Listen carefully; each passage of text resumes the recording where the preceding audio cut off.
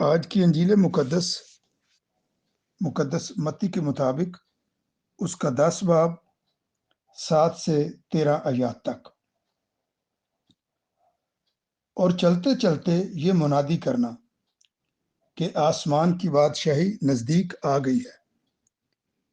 بیماروں کو اچھا کرنا، مردوں کو جلانا، کوڑیوں کو پاک صاف کرنا، بدروحوں کو نکالنا، مفت تم نے پایا مفت ہی تم دینا، نہ سونا نہ چاندی نہ تانبا اپنے کمر بند میں رکھنا، نہ رستے کے لیے تھیلی، نہ 2 کرتے، نہ جوتے، نہ لاٹھی لینا، کیونکہ مزدور اپنی خوراک کا حقدار ہے۔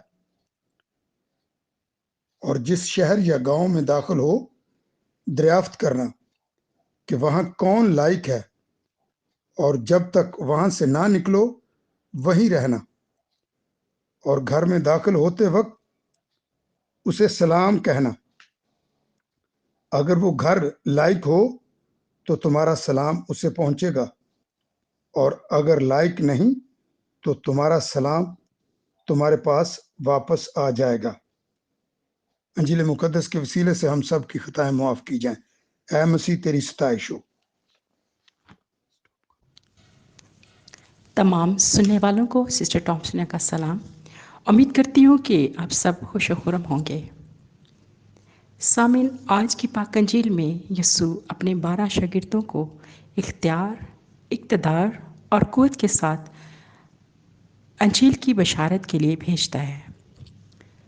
یہ وہی یسوع کے 12 ساتھی ہیں جنہوں نے یسوع کے قرب میں رہ کر تربیت حاصل کی، اور یسوع نے انہیں منادی کے درمیان آنے والی مشکلات اور اونچ نیچ سے آگاہی دی، اور یہ بھی سکھایا کہ بشارت کے سفر میں شاگردوں کو کس طرح سے ہر حالات کا مقابلہ کرتے ہوئے آگے بڑھنا ہے، تاکہ ہر جگہ اور ہر انسان کو خدا کی بادشاہی کی خوشخبری سنائی جائے۔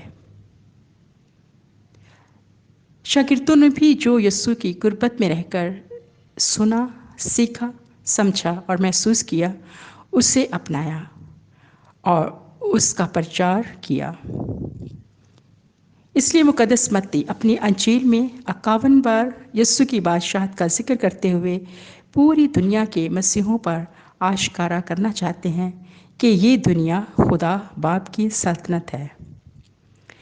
وہ ہمارے ساتھ گہری محبت رکھتا ہے، وہ مالک ہے، ہم خادم ہیں، وہ کمار کی طرح ہے اور ہم اس کے ہاتھ میں مٹی ہیں۔ وہ ہمیں شفا، تندرستی، سلامتی، امن و انصاف، سچائی، تسلی، امید جیسی نعمتیں اور برکات مفت میں دیتا ہے۔ شاگردوں کو یسوع کا یہ حکم تھا کہ مفت تم نے پایا مفت ہی تم دینا۔ یہ اختیار یسوع نے خوشی اور فراخ دلی سے اپنے پیروکاروں کے لیے دیا کہ وہ چلتے چلتے بیماروں کو اچھا کریں، کوڑیوں کو پاک صاف کریں، مردوں کو زندہ کریں، اور خاص طور پر اسرائیل میں کھوئی ہوئی بھٹکی ہوئی روحوں کو خدا باپ کی پناہ میں محبت کا یقین دلائیں، اور ان سب کو بھی جو دل سے اس کی بادشاہی کے شہری بننے کے خواہش مند ہیں۔ عزیز مومنین، وہ آج ہم سب کو بھی کوڑ اور بدروحوں کے جال اور ہر بیماری سے تندرست کرنا چاہتا ہے۔